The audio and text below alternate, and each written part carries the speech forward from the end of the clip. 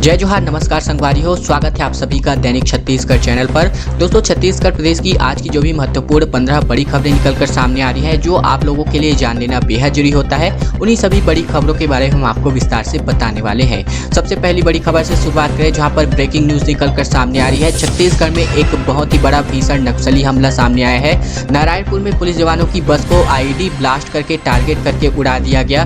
5 जवान इस पर शहीद हो गए हैं, 14 लोग घायल बताए जा रहे हैं। कड़ेनार में धौड़ाई और पल्लेनार के बीच यह घटना हुई है। बस में 24 जवान सवार थे। सभी जवान ऑपरेशन से लौट रहे थे और शहीद जवानों की संख्या बढ़ने की आशंका यहां पर जताई गई है। छत्तीसगढ़ के नारायणपुर जिले में मंगलवार को नक्सलियों ने डीआरजी जवानों से भरी बस में ब्लास्ट कर दिया। इस हमले में 5 जवान शहीद हो गए, जबकि 14 घायल बताए जा रहे हैं। ब्लास्ट के दौरान बस में 24 जवान सवार थे और सूचना मिलते ही बैकअप फोर्स मौके पर रवाना कर दिया गया। सभी जवान एक ऑपरेशन में शामिल होने के बाद वापस लौट रहे थे। छत्तीसगढ़ के डीजीपी डीएम अवस्थी ने घटना की पुष्टि की है। इसके अलावा बस्तर के आईजीपी सुंदरराज ने बताया है कि नारायणपुर में नक्सल विरोधी अभियान के बाद डीआरजी फोर्स वापस लौट रही थी।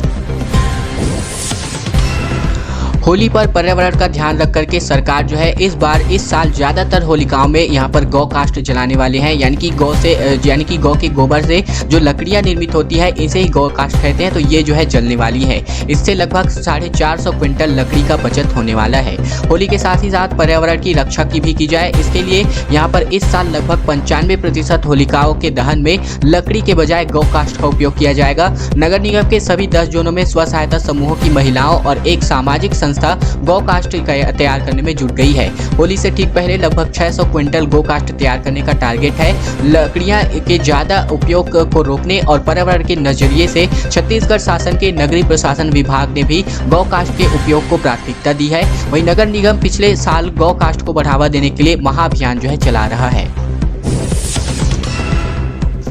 स्कूलों व आंगनबाड़ी केंद्रों और राशन दुकानों में खाद्य आयोग का टोल फ्री नंबर लिखना अब अनिवार्य कर दिया गया है। दरअसल छत्तीसगढ़ राज्य खाद्य आयोग के अध्यक्ष गुरप्रीत सिंह बाबरा ने जो है नवा रायपुर स्थित कार्यालय में आयोजित अधिकारियों की बैठक में राष्ट्रीय खाद्य सुरक्षा अधिनियम तथा छत्तीसगढ़ एवं खाद्य एवं पोषण सुरक्षा अधिनियम के अंतर्गत पूरक पोषण आहार योजना, मध्याह्न भोजन योजना, मातृत्व लाभ योजना तथा आदिम जाति एवं अनुसूचित जनजाति को विकास विभाग द्वारा संचालित जो आश्रम है, छात्रावास है, तो इनको प्रदाय बीपीएल दर पर जो खाद्यान्न प्रदाय के लिए क्रियान्वयन की समीक्षा की है। बाबरा ने राज्य के स्कूल शिक्षा विभाग के सभी स्कूलों एवं सभी शासकीय उचित मूल्य की दुकानों में आयोग का टोल फ्री नंबर चस्पा करने या फिर लिखने के निर्देश जारी किए हैं। उन्होंने कहा है कि आयोग का टोल फ्री नंबर यहाँ पर जो है प्राप्त शिकायतों का 15 दिन के भीतर अगर निराकरण नहीं करता है तो यहाँ पर आयोग की वेबसाइट में इसको प्रदर्शित कर दिया जाए और तत्काल इसका निराकरण किया जाए। बहुत ही अच्छी खबर निकलकर सामने आ रही है, जहां पर होली से पहले मुंबई और हैदराबाद के लिए नई फ्लाइट जो है मिलने वाली है। 2 हफ्तों से यहां पर यात्री के जो विमान है यहां पर कम नहीं हुए हैं, यानी कि विमान यात्री कम नहीं हुए हैं। त्योहारी सीजन में होली के पहले मुंबई और हैदराबाद के लिए विमान यात्रियों को नई फ्लाइट मिलने वाली है। इंडिगो की यह फ्लाइट सेवा 28 मार्च से शुरू होने जा रही है। समर शेड्यूल में उड़ान योजना के अंतर्गत यह फ्लाइट मुंबई से सुबह 5:50 बजे टेक ऑफ होकर के 7:45 को रायपुर पहुंचने वाली है। वहीं रायपुर से यह फ्लाइट सुबह 8:10 से टेक ऑफ होगी। इसके अलावा जो कि सुबह 10 बजे यहां पर मुंबई पहुंचने वाली है। साथ ही साथ हैदराबाद के लिए अपराह्न 3:25 माना एयरपोर्ट से फ्लाइट टेक ऑफ होकर के 4:20 रायपुर एयरपोर्ट पर पहुंचने वाली है और रायपुर से यह फ्लाइट लगभग 4:50 से टेक ऑफ होगी, जो कि शाम 6:05 पर हैदराबाद पहुंचने वाली है। समर सीजन में अप्रैल महीने में नए शहरों के साथ कनेक्टिविटी होने की और भी ज्यादा संभावना बताई जा रही है। संघ की एक और नई रणनीति सामने आ रही है। अगले महीने से किसानों पर केंद्रित अभियान जो है आरएसएस शुरू करने जा रही है। भूमि सुपोषण के नाम पर किसानों तक पहुंचने की कोशिश आरएसएस अब करने जा रही है। संघ की अखिल भारतीय प्रतिनिधि सभा में यह फैसला हो चुका है। 13 अप्रैल से छत्तीसगढ़ में भी इसकी शुरुआत होने जा रही है। देश भर में किसान आंदोलन से बने दबाव के बीच भाजपा का मातृ संगठन राष्ट्रीय स्वयंसेवक संघ यानी कि आरएसएस किसानों पर केंद्रित अभियान जल्द ही शुरू करने जा रहा है। भूमि सुपोषण नाम से यह अभियान जो है 13 अप्रैल से शुरू होने वाला है। इसके अलावा इसमें आरएसएस के लोग किसान संगठनों और कृषि क्षेत्र में काम कर रही संस्थाओं को सामाजिक रूप से जोड़ने की कोशिश करने वाले हैं। छत्तीसगढ़ में आरएसएस के प्रांत संघ जो चालक हैं डॉक्टर पूर्णेंदु सक्सेना, तो इनका कहना है कि परिवार प्रबोधन, गौ सेवा, पर्यावरण संरक्षण और सामाजिक समरसता की गतिविधियों को आगे बढ़ाया जाएगा। वहीं भूमि सुपोषण नाम से एक नया अभियान जो है शुरू होने जा रहा है। अगली बड़ी खबर की ओर बढ़े, लेकिन उससे पहले हमारी एक छोटी सी प्रार्थना है आप सभी से। अगर आपने इस चैनल को अभी तक से सब्सक्राइब नहीं किया है तो प्रतिदिन इसी प्रकार की खबरें पाने के लिए आपको इस चैनल को सब्सक्राइब कर लेना है। इस वीडियो के नीचे लाइक बटन है, उसको दबा करके वीडियो को लाइक कर देना है। लाल कलर के बटन को दबा करके चैनल को सब्सक्राइब कर लेना है। बगल में घंटी आया है, उसको दबा करके ऑल नोटिफिकेशन को इनेबल कर लेना है। छोटा सा काम यही कर लेना है ताकि आपको इसी प्रकार की खबरें प्रतिदिन आपको छत्तीसगढ़ की देखने को मिलती रहे। वैक्सीनेशन के बाद यहां पर बुजुर्ग को लकवा मारने की स्थिति निकलकर सामने आ रही है। महामारी टीका लगवाने के बाद यहां पर अगले ही दिन हाथ पैर में अकड़न की समस्या हुई। परिजनों ने यहां पर आरोप लगाया है कि वैक्सीन का असर निकलकर सामने आ रहा है, जिसकी वजह से यहां पर बुजुर्ग को लकवा हुआ है। डॉक्टरों का कहना है कि हाई बीपी की से वजह से यह जो समस्या है उत्पन्न हुई है।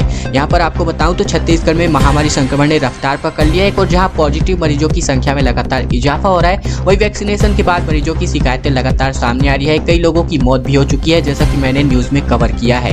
नया मामला यहां पर गरियाबंद जिले का सामने आया है, जहां 60 साल के एक बुजुर्ग ने वैक्सीन लगवाने के अगले ही दिन इनमें जो है लक्षण दिखाई दिए हैं लकवे मारने के।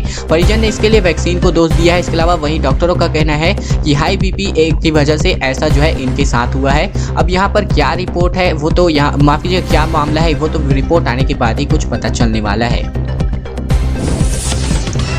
चलिए अब महामारी के ताजा आंकड़ों की बात करें, जहां पर छत्तीसगढ़ में बीते 24 घंटे में ताबड़तोड़ 1910 नए मामले सामने आए हैं। इनमें से 20 लोगों की मौत भी बताई जा रही है बीते 24 घंटे के दौरान। रायपुर में अकेले 507 मरीजों के साथ आंकड़ा 60,000 के पार पहुंच गया है। दरअसल पिछले 24 घंटे में राजधानी में 9 समेत पूरे प्रदेश में 20 लोगों की मौत हो गई है। इस बीच प्रदेश में एक्टिव संक्रमितों की संख्या यानी कि संक्रमित मरीजों की संख्या प्रदेश में एक्टिव मरीजों की संख्या 10,000 के पार हो गई है, जबकि 1 मार्च को 2200 एक्टिव मरीज थे। केवल 23 दिनों में ही महज मरीजों की संख्या बढ़ करके 8,247 बढ़ गई है और 10,000 का आंकड़ा पार कर गई है। अच्छी बात यहाँ पर ये निकलकर सामने आ रही है कि जो वैक्सीन के 5,26,000 वैक्सीन की डोज है वो यहाँ पर आने वाली है, क्योंकि अब वैक्सीन का संकट यानी कि जो प्रदेश में वैक्सीन की अपार कमी थी हो चुकी थी, लेकिन अब राहत की बात ये सामने आई है कि जो वैक्सीन है पहुँचने वाली है।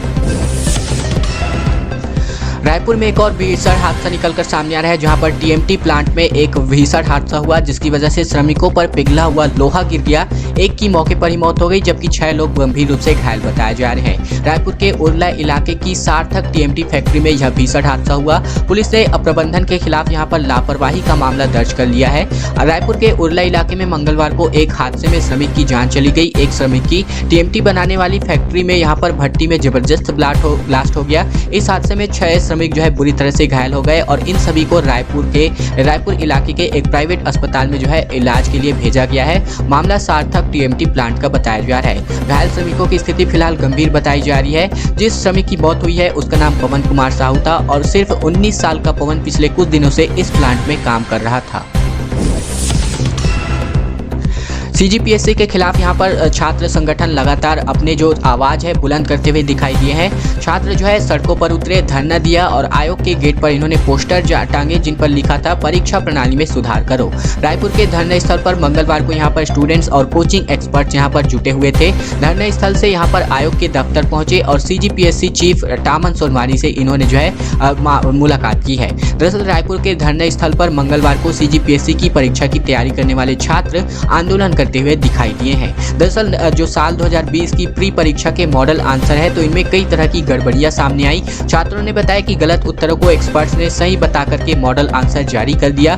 कुछ प्रश्नों में भी छात्रों को आपत्ति है, वही कुछ किताबों को लेकर के भी विवाद की स्थिति यहाँ पर बन गई है। ऐसे में स्टूडेंट्स किस ऐसी किताबों की सूची जारी करने की मांग कर रहे हैं जिनके जवाब या फिर तथ्यों को सही माना जाए। सीजीपीएससी की परीक्षा प्रणाली में लगातार पेश आ रही दिक्कतों का हवाला देते हुए छात्रों ने आयोग के अफसरों से मुलाकात करके सुधार करने की मांग की है।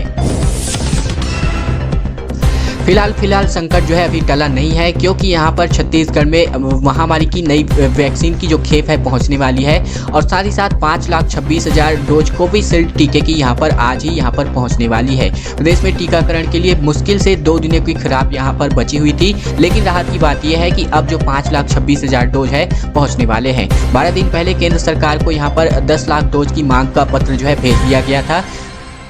इसके अलावा राहत की बात यह है कि केंद्र सरकार ने महामारी की वैक्सीन की नई खेप छत्तीसगढ़ को भेज दी है। इसमें कोविशील्ड वैक्सीन के 5,26,000 डोज बताए जा रहे हैं। इनके यहां पहुंचते ही जिलों में भेजने का काम जल्दी शुरू कर दिया जाएगा। राज्य सरकार ने तकरीबन 12 से 13 दिन पहले केंद्र सरकार को इसकी मांग करी थी। राज्य टीकाकरण अधिकारी डॉक्टर अमर सिंह ठाकुर के अनुसार दोपहर में महामारी जो कोविशील्ड वैक्सीन है ये यहाँ पर 5,26,000 डोज मिल रहे हैं। उनके आने के बाद फिलहाल जो कमी है फिलहाल नहीं दिखाई दे रही है। कमी जो है फिलहाल पूरी हो गई है। वित्त विभाग सख्त हो गया है क्योंकि निकायों की जो बची हुई 109 करोड़ की गबन की राशि है, सेल्फ चेक से भी यहां पर पैसे निकाले गए हैं। इनकी अब वसूली जल्दी होने जा रही है। पिछले 10 साल से ज्यादा समय से नगरीय निकायों में गबन के मामले लंबित पड़े हुए हैं। इस बीच इनसे संबंधित कर्मचारी व अफसर के रिटायर होने या फिर न्यायालयों में मामलों की पेंडिंग रहने के कारण सरकार को हर साल करोड़ों रुपए का नुकसान होता जा रहा है। लेकिन अब ऐसा नहीं चलेगा क्योंकि निकायों में लंबित मामलों पर वित्त विभाग ने अब सख्ती करनी शुरू कर दी है। ये सारे मामले पिछली भाजपा सरकार के कार्यकाल के बताए जा रहे हैं। अब वित्त विभाग ने इसकी वसूली तैयारी कर ली है। वसूली की साथ ही साथ उसने नगरीय प्रशासन को पत्र लिख करके तय फॉर्मेट में हानि व गबन के मामलों की एक्साइज रिपोर्ट तैयार करने के निर्देश जारी किए हैं। साथ ही साथ वसूली के मामलों में समय सीमा में कार्यवाही करने के निर्देश जारी किए हैं। एक भीषण एटीएम फ्रॉड का मामला निकलकर सामने आ रहा है। यूट्यूब से कार्ड का क्लोन बनाना सीख करके ऑनलाइन जो है मशीन मंगवाई। इसके अलावा छत्तीसगढ़ समेत 5 राज्यों के लोगों के खाते से लाखों करोड़ रुपए का मामला गबन हो गया है। ठग का गिरोह जो है गिरफ्तार किया गया है। 3 सदस्य गिरफ्तार हुए हैं। सभी उत्तर प्रदेश के हैं। 1,65,000 रुपए कैश व 43 क्लोन एटीएम कार्ड यहाँ पर जब्त किए जा चुके हैं। छत्तीसगढ़ समेत 5 राज्यों में लोगों के एटीएम कार्ड के क्लोन बना करके यानी कि नकली क्लोन कार्ड बना करके लाखों रुपए की ठगी करने का गिरोह जो है 3 सदस्यों का गिरोह जो है गिरफ्तार किया गया है। लोहारा पुलिस ने इनको गिरफ्तार किया है। सभी आरोपी उत्तर प्रदेश के रहने वाले हैं और इनके पास से जो है लगभग 1,65,000 रुपए कैश, 43 क्लोनिंग यानी कि 43 डुप्लीकेट एटीएम कार्ड बरामद किए गए हैं। लैपटॉप, स्कीमर डिवाइस और कार जब्त किए गए हैं। खास बात यह है कि ये लोग जो है यूट्यूब से एटीएम कार्ड का क्लोन बनाना सीख करके आरोपियों ने ऑनलाइन क्लोनिंग मशीन भी मंगवा रखी थी। आरोपी में अमित जो है शामिल है। इसके अलावा सहारनपुर से पूरे यानी कि उत्तर प्रदेश से ये जो अपराधी है बताए जा रहे हैं। दोस्तों आज की खबरों का सिलसिला यहीं तक का था।